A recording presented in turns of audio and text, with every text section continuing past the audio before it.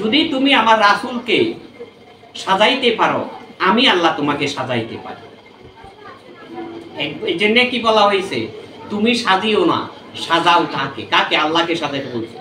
তুমি সাজিও না, সাজাও তুমি আমি আল্লাহকে। তা আল্লাহকে সাজাইতে হলে রাসূলকে সাজাইতে হবে। এখন আল্লাহর যে পরিচয়টা দেয়া দিয়েছে সেটা হলো আদম পিতার মাধ্যম দিয়ে আল্লাহর সূরাতের প্রকাশ, আবার মুহাম্মদ নবী রাসূলুল্লাহ সাল্লাল্লাহু আলাইহি সাল্লামের মাধ্যম দিয়ে আল্লাহর পবিত্র বাণী আমাদের মধ্যে পরিষ্কার।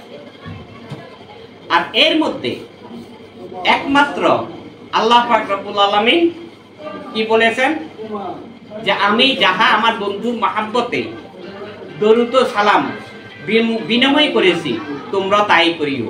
ইন্নাল্লাহা ওয়া মালাইকাতাহু ইয়াসাল্লুনা আলান নবী।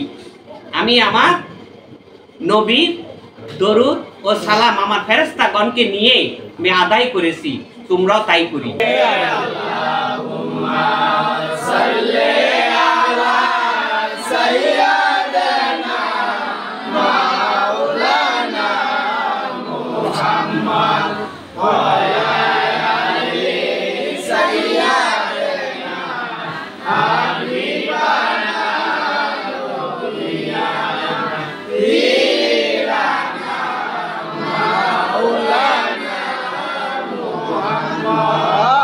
আল্লাহুম্মা সাল্লি আলা সাইয়্যিদিনা মাওলানা মুহাম্মদ ওয়া আলা আলি সাইয়্যিদিনা হাবিবানা নবিয়ানা ফিরানা মাওলানা মুহাম্মদ। দুই কানেতে দুল্লা জোকা ইমাম হাসান হোসেন দুইজনা ময়ূর রূপে ছিলেন যিনি, তিনাই মা ডাকিলেন রব্বানা।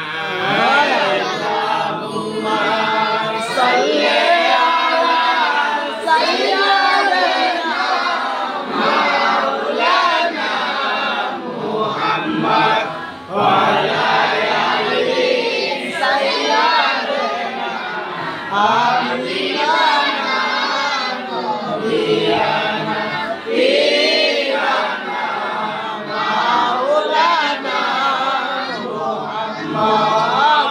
আল্লাহুম্মা সাল্লি আলা সাইয়্যিদিনা মাওলানা মুহাম্মদ ওয়া আলা আলি সাইয়্যিদিনা হাবিবানা নবিয়ানা ফিরানা মাওলানা মুহাম্মদ। শুকরিয়া শুকরিয়া আলহামদুলিল্লাহ।